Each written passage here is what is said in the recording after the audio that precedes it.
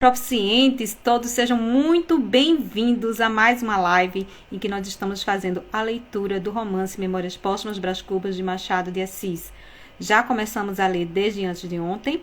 Começamos com o capítulo 1, ontem capítulo 2 e capítulo 3 e hoje nós vamos ler os capítulos 4 e 5. Então é muito importante que você tenha também ou o livro físico, ou em PDF, ou no Kindle, enfim, que você comece essa leitura de uma maneira mais detalhada, observando todas as nuances, porque no final da leitura do romance nós iremos fazer uma resenha e a sua participação é muito importante.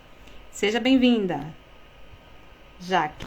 Então vamos lá, eu vou começar aqui a leitura. São capítulos bem curtos, como eu já tinha comentado com vocês anteriormente. Esse romance tem muitos capítulos porque inicialmente ele começou a ser publicado em 1880 numa revista chamada Revista Brasileira.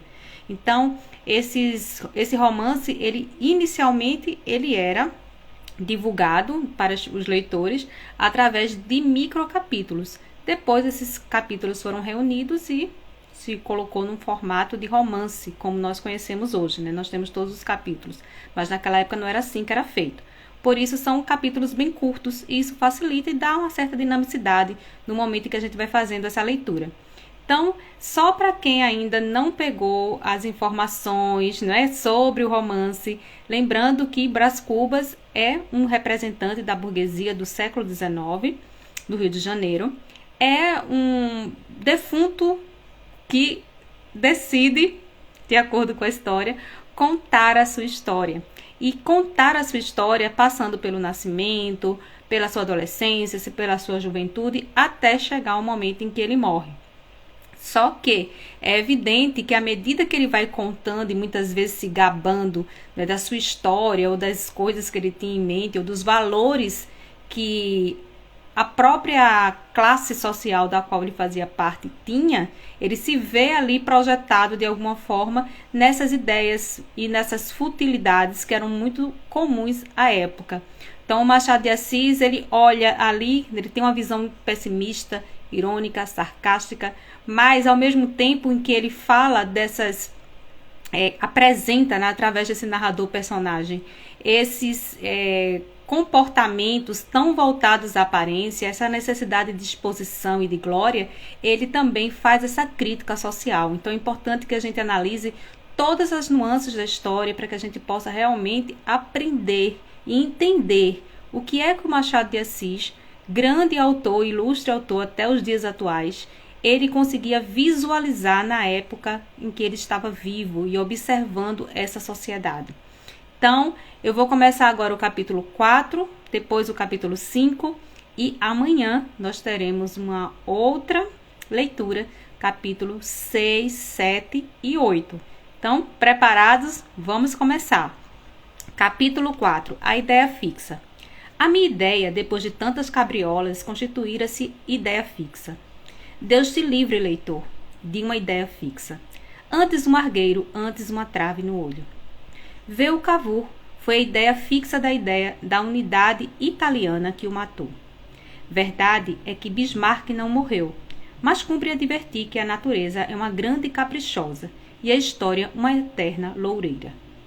Por exemplo, Suetônio deu-nos um Cláudio, que era um simplório ou uma abóbora, como lhe chamou Sêneca, e um Tito, que mereceu ser as delícias de Roma. Veio modernamente um professor e achou meio de demonstrar que dos dois Césares, o delicioso, o verdadeiro delicioso, foi o abóbora de Sêneca. E tu, Madame Lucrécia, flor dos Borgias, se um poeta te pintou como a Madame Lucrécia, flor das Borgias, pintou como a Messalina católica, apareceu como Gregórius incrédulo, que te apagou muito essa qualidade, e se não vieste a lírio, também não ficaste pântano. Eu deixo-me estar entre o poeta e o sábio. Viva, pois, a história, a volúvel história que dá para tudo, e tornando a ideia fixa, direi que é ela a que faz os varões fortes e os doidos. A ideia móvel, vaga ou furtacor é a que faz os Cláudios. Fórmula Suetônio. Era fixa a minha ideia, fixa como? Não me ocorre nada que seja assaz fixo nesse mundo. talvez a lua, talvez as pirâmides do Egito, talvez a afinada dieta germânica. Veja o leitor a comparação que melhor lhe quadrar. Veja e não esteja daí a torcer-me o nariz, só porque ainda não chegamos à parte narrativa destas memórias. Lá iremos. Creio que prefere a anedota à reflexão, como os outros leitores, seus confrades, e acho que faz muito bem. Pois lá iremos. Todavia importa dizer que este livro é escrito com pachorra de um homem já desafrontado da brevidade do século, obra supinamente filosófica, de uma filosofia desigual, agora austera, logo brincalhona, coisa que não edifica nem destrói, não inflama nem regala, e é todavia mais do que passatempo e menos do que apostolado. Vamos lá, retifique o seu nariz e tornemos ao emplasto. Deixemos a história com seus caprichos de dama elegante. Nenhum de nós pelejou a batalha de Salamina. Nenhum escreveu a confissão de Augsburgo. Pela minha parte, se alguma vez me lembro de Cromwell, é só pela ideia de que Sua Alteza, com a mesma mão que trancara o parlamento, teria imposto aos ingleses o emplasto Brás Cubas. Não se riam dessa vitória comum da farmácia e do puritanismo. Quem não sabe que ao pé de cada bandeira grande, pública, ostensiva, há muitas vezes várias outras bandeiras modestamente particulares, que se hasteiam e flutuam à sombra daquela, e não poucas vezes lhe sobrevivem. Mal comparando, é como a raia miúda que se acolhia à sombra do castelo feudal. Caiu este e a raia ficou. Verdade é que se fez graúda e castelã. Não, a comparação não presta. É importante a gente observar que a linguagem utilizada é uma linguagem, claro, que característica da época que o Machado de Assis viveu. Além também da gente observar que muitas vezes ele sempre trabalha com essa ideia da dualidade, da contraposição de ideias. Sempre um pensamento que se contrapõe ao outro pensamento, e ele incita o leitor a refletir sobre qual posicionamento esse leitor vai ter diante das situações que ele coloca. É muito comum também a alusão a fatos históricos, a personalidades históricas, justamente para reforçar essas ideias que são colocadas no texto. Então é importante que, ao fazer a leitura do texto, nós também, enquanto leitores, tenhamos aquela curiosidade de perceber qual é a implicação histórica desses personagens ou dessas personalidades que aparecem no texto, como também a gente observar a ideia dessa contraposição, ou seja, por que o Machado de Assis o tempo todo se refere a esse leitor como aquele que preferiria, por exemplo, a anedota à filosofia. Então, é uma linguagem carregada, sim, de ironia e de uma visão vamos dizer assim, de mundo do próprio Machado, que é inserida através desse pensamento, que seriam essas memórias. Importante deixar também claro que memórias normalmente são escritas pela própria pessoa. Você pode, por exemplo, escrever uma biografia sobre alguma pessoa. Você fala sobre a vida dela, você escreve sobre a vida dela. No entanto, as memórias normalmente são muito particulares. Mas como poderia o personagem escrever suas próprias memórias, só que após a morte? O Machado de Assis, nesse sentido, ele inova bastante. Inclusive, ele traz uma inovação para a época, principalmente, quando ele quebra esse paradigma. Então, ou seja, essas memórias agora são memórias que são escritas ou pensadas, ditas, escritas por um defunto.